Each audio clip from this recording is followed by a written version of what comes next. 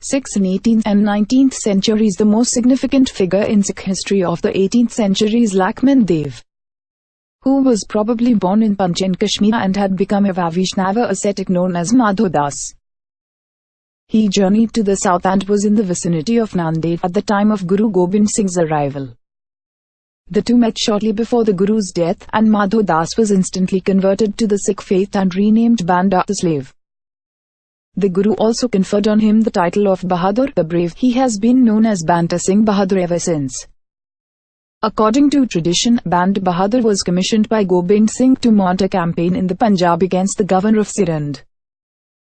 A hukamnama, or letter of command, from the Guru was entrusted to him certifying that he was the Guru's servant and encouraging all Sikhs to join him.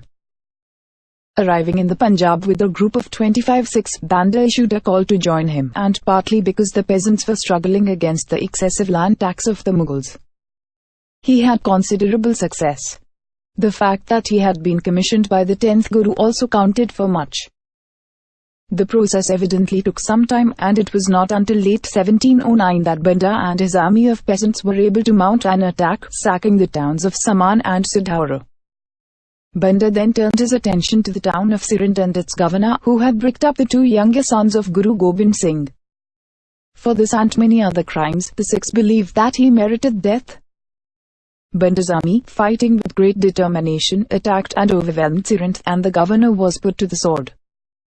Thereafter much of the Punjab was plunged into turmoil, though Banda's army clearly was the dominant force in the early years of the rebellion. Many of the peasants had rallied to Banda, and the Mughals were exceedingly hard-pressed to maintain control.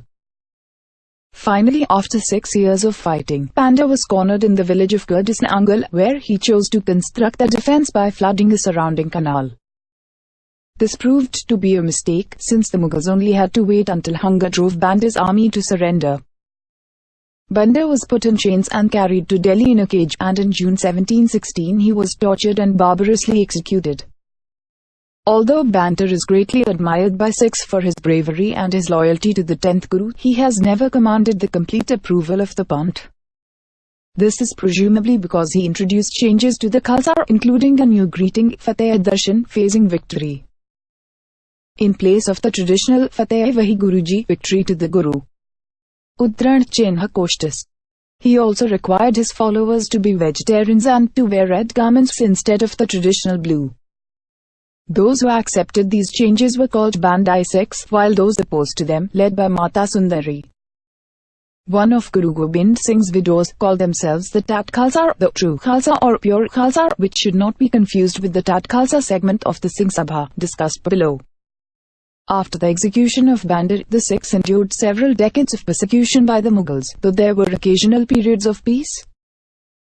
Only the Sikhs of the Khalsa, whose identity could be easily recognized by their uncut hair and flowing beards, were persecuted. Other Sikhs were seldom affected. This period, nonetheless, is remembered by Sikhs as one of great suffering, accompanied by acts of great bravery by many Khalsa Sikhs in their struggle against the Mughal authorities in Lahore. Beginning in 1747, the ruler of Afghanistan, Ahmad Shah Durrani, led a series of 9 invasions of the Punjab that eventually brought Mughal power in the region to an end. In rural areas, the Sikhs took advantage of the weakening of Mughal control to form several groups later known as Misls or Misls. Beginning as warrior bands, the emergent Misls and their Sardars, chieftains, gradually established their authority over quite extensive areas. As Mughal power declined, the Misls eventually faced the Afghan army of Ahmad Shah, with whom an important Sikh tradition is associated. After the Afghans occupied the Harmandir Sahib in 1757, Deep Singh, a member of the Shahid Misl, pledged to free the shrine or die in the attempt. His small army was met by a much larger one several kilometers from Amritsar, and in the ensuing battle Deep Singh's head was cut off. According to one version of events, the body of Deep Singh, holding the head in one hand, continued fighting, eventually dropping dead in the precincts of the Harmandir Sahib. Another account reports that the body fought its way to the outskirts of Amritsar and then hurled ahead toward the Harmandir Sahib. The head landing very close to the shrine, the place where the head is believed to have landed is marked by a hexagonal stone. By the end of Ahmad Shah's invasions in 1769, the Punjab was largely in the hands of 12 missiles, and with the external threat removed, the missiles turned to fighting between themselves. Eventually, one Misildar commander, Ranjit Singh, the leader of the Suker-Chikia missile, named after the town of Sukerchik in what is now northeastern Punjab province, Pakistan, which included territories north and west of Lahore, won almost complete control of the Punjab. The lone exception was the Fulkian missile, so called after its founder Phul, the disciple of Guru Har Rai, on the southeastern border of the Punjab, which survived because the English East India Company had reached the Satluj River and Ranjit Singh recognized that he was not yet ready to fight the British army. For their part, the British recognized that Ranjit Singh was in the process of establishing a strong kingdom, and for as long as it survived, they were content to have it as a buffer state between their territories and their ultimate objective, Afghanistan. Sikhs remember Ranjit Singh with respect and affection as their greatest leader after the Gurus. He succeeded as Suker-Chikia Misildar when his father died in 1792. By 1799 he had entered Lahore, and in 1801 he proclaimed himself Maharaja of the Punjab. He sheathed the two upper stories of the Harmandir Sahib in gold leaf, thereby converting it into what became known as the Golden Temple. Within the kingdom that replaced the missile system, Sikhs of the Khalsa received special consideration, but places were also found for Hindus and Muslims. The army was Ranjit Singh's particular interest. His objective was to create an entirely new army on a Western model, and for this purpose he employed numerous Europeans, only the British being excepted. When his new army was ready to do battle, the city of Multan, the Vale of Kashmir, and the citadel of Peshawar were all added to the kingdom of the Punjab. Notwithstanding his many accomplishments, Ranjit Singh failed to provide a firm financial footing for his government, nor was he interested in training his successor. When he died in 1839, he was succeeded by his eldest son, Kharak Singh, though effective authority was exercised by Kharak Singh's son Nihal Singh. Kharak Singh died in 1840 as a result of excessive opium consumption, and Nihal Singh was killed by a falling arch on the day of his father's funeral.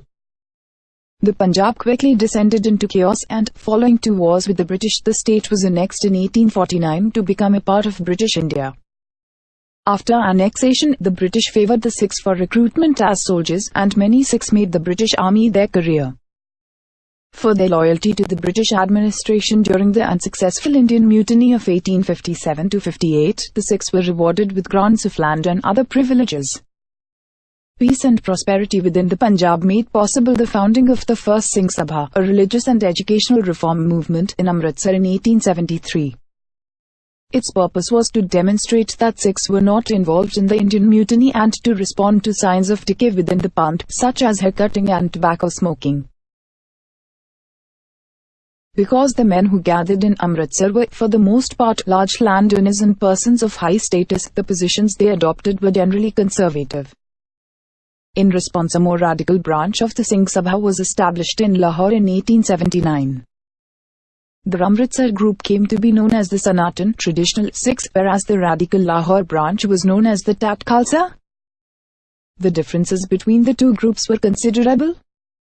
The Sanatan Sikhs regarded themselves as part of the wider Hindu community, then the dominant view within the Panth, and they tolerated such things as idols in the Golden Temple.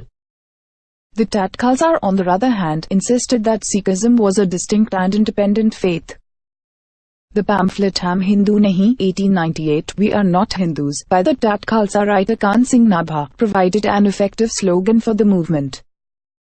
Other radical adherents, influenced by Western standards of scholarship, set out to revise and rationalize the Rahitnamas, the manuals containing the Rahit, removing parts that were erroneous, inconsistent or antiquated.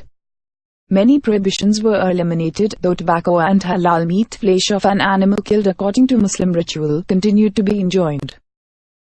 Their work eventually resulted in a clear statement of the 5Ks, which has since been adopted by all Orthodox Sikhs. Marriage was also reformed according to Tat Khalsa views. The controversy between the Sanatan Sikhs and the Tat Khalsa Sikhs continued for some time, as other factions within the Singh Sabha lent their support to one group or the other. Most factions, however, supported the radical group, and, by the beginning of the 20th century, the dominance of the Tat Khalsa movement had become apparent. Eventually its victory was total, and during the early decades of the 20th century, it converted the Panth to its distinctive way of thinking. So much so that the accepted contemporary understanding of the Sikh faith is the Tat Khalsa interpretation.